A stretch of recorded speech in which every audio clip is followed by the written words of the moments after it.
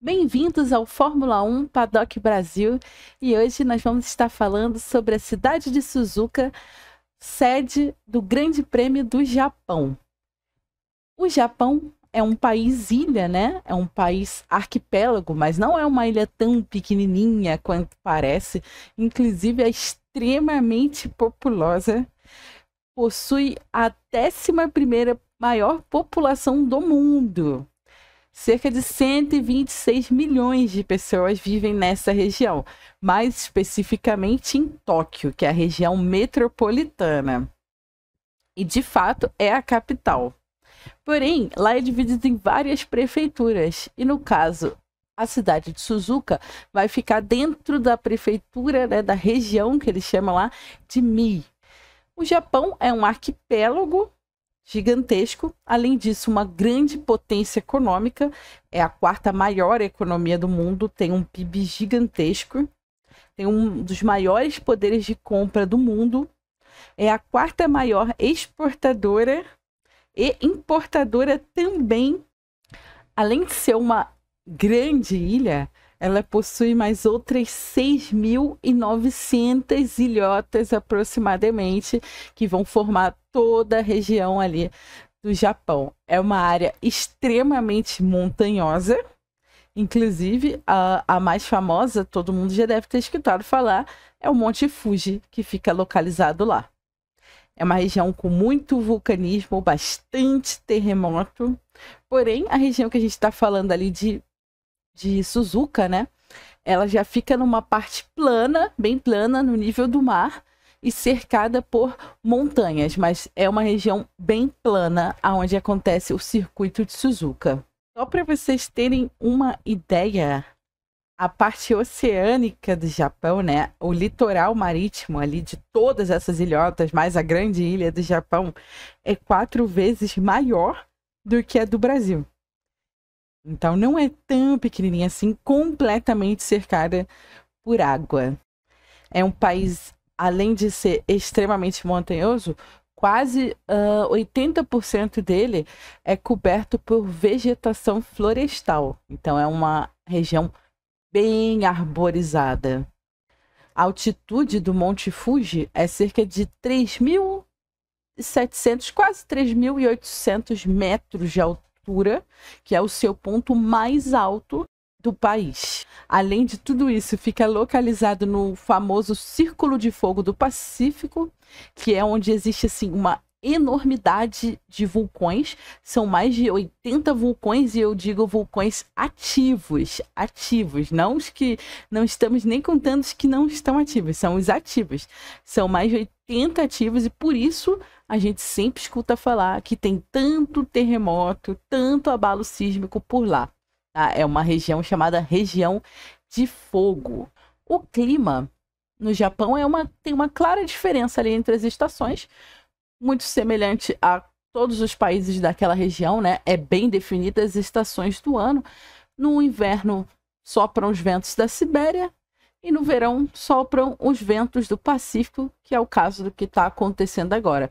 E é justamente todo esse solo extremamente estressado, com tantos vulcões ativos, mais o choque dessas massas de ar é que faz com que a gente tenha tufões, furacões, terremotos, maremotos, todo tipo de fenômeno acontecendo ali no pequeno marzinho da costa do Japão.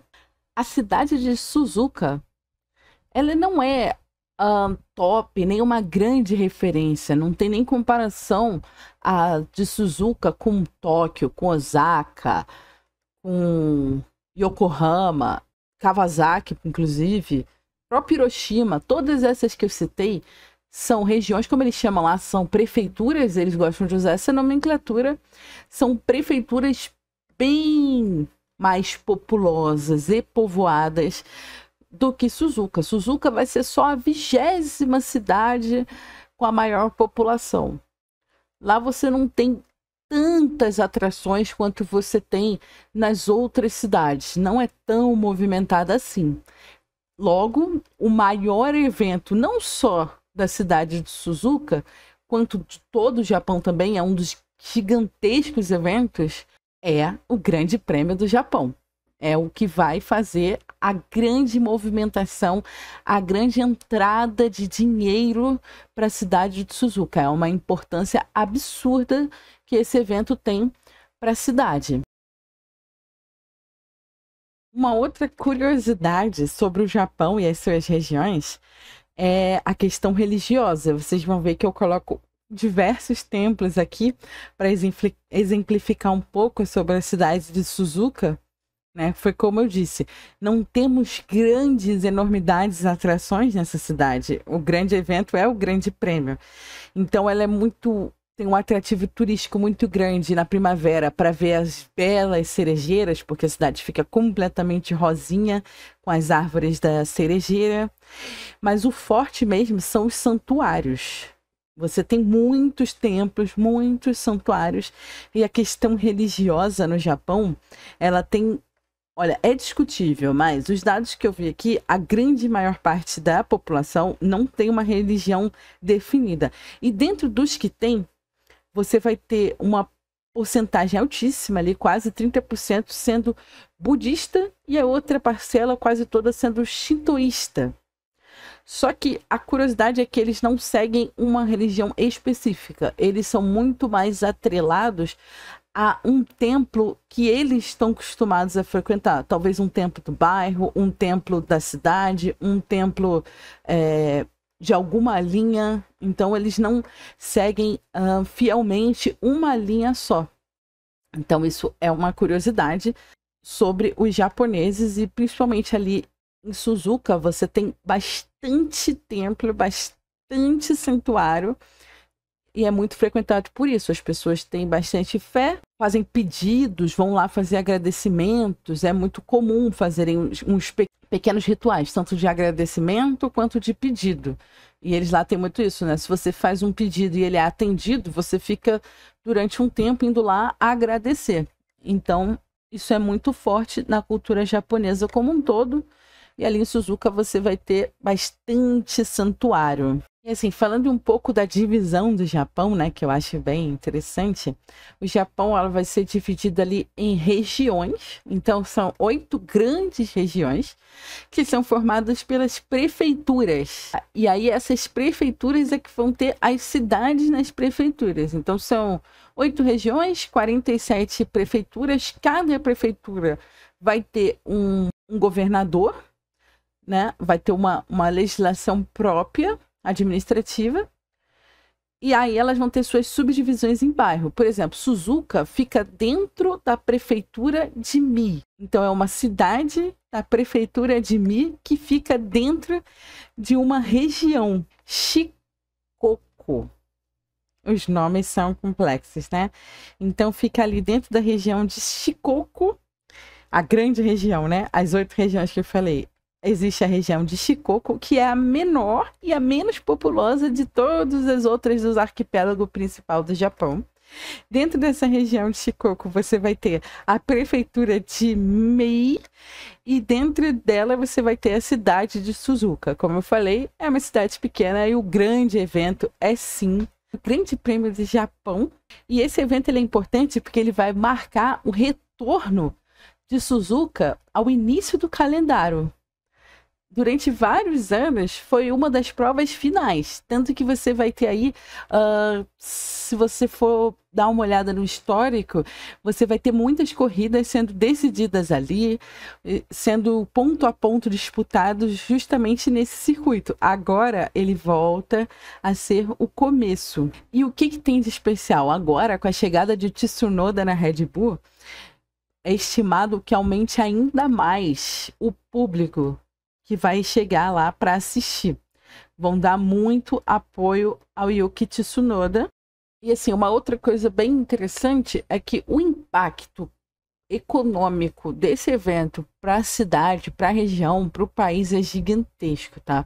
É um evento dos mais aguardados. As arquibancadas, elas lotam. O Tsunoda promete elevar ainda mais. Estão estimando 200 mil espectadores. Isso economicamente falando, impulsiona a região de Mie, gerando tipo 30 bilhões de ienes, que é aproximadamente 200 milhões de dólares, só com turismo, hospedagem, comércio, tudo isso girando em torno do Grande Prêmio. Então, assim, é extremamente importante que aconteça esse evento para a cidade de Suzuka e até mesmo para o Japão, impacta a economia como um todo. Suzuka já cedia o GP desde 1987, com exceção de alguns anos ali, que foi realizado em outro lugar, mas é um palco de momentos super históricos da Fórmula 1. Como eu estava comentando, muitas coisas foram decididas quando ela fazia parte da parte final ali do calendário da Fórmula 1. Como, por exemplo, o título de 88 de Ayrton Senna, quando ele superou o Prost, com uma largada absurda, conquista de Schumacher em 2000. Ou seja, é um palco de grandes corridas, de grandes decisões, que agora volta a figurar no começo do calendário, tá? Suzuka possui curvas extremamente técnicas, completamente rápidas nas retas. Agora falando um pouco sobre como vamos estar na corrida. Agora que eu já contextualizei para vocês sobre Suzuka, a província de Mie, a região, o Japão. Agora vamos falar sobre o que vai acontecer na corrida, se vai chover, se não vai chover. Olha, muito está sendo dito aí que vai ter chuva, que pode ter até tufões, que muitas coisas podem acontecer. Mas até o momento, eu espero que eu consiga mostrar para vocês aí no vídeo, tá tudo tranquilo. A corrida em si, ela vai acontecer no horário deles, domingo, às 14 horas de domingo deles. E quando eu coloco aqui, no lugar que eu estou acostumada a acompanhar, a gente vai ter ali para esse horário 11 km por hora de vento, tá? Uma temperatura padrão, vou colocar aqui para vocês a temperatura. Olha, uma temperatura de 19 graus, aparentemente um belo domingo de sol, tá? A probabilidade de chuva baixíssima. Olha, a probabilidade de chuva, ela é baixa. Tanto que vocês olham aqui, eu tô só num gráfico de chuva, ó, onde tá aqui a corrida, quase não tem. E assim, mas tem umas manchas. Mas tudo bem, mas essas manchas, olha, quando eu movimento aqui o mapa, ó, mesmo que ela passe por cima da região, e isso vai acontecer antes do horário da corrida, é uma chuva muito leve, de 0,04 milímetros. Claro, pode molhar a pista e influenciar muito? Pode. Mas desde o treino, ó, até o horário da corrida, você não vai ter ali nada muito impactante. Ó. Chega pelo domingo, na madrugada de sábado para domingo, para eles, começa a chegar aqui, tá? Uma massa de ar frio ali com chuva, podendo fazer precipitação, mas não parece ser nada grande, nada grave, não. Inclusive, em termos de vento, por exemplo, que estão falando de tufões, a gente tem, por exemplo, agora lá, 14 km por hora de vento e não está tendo tufão. E se a gente for acelerar aqui, a gente até vai ter um momento em que tem muito vento.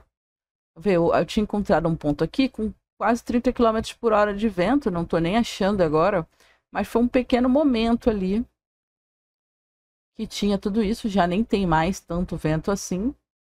Tudo bem, ó, aqui 30 km por hora, mas isso seria sexta-feira às 18 horas de lá, né?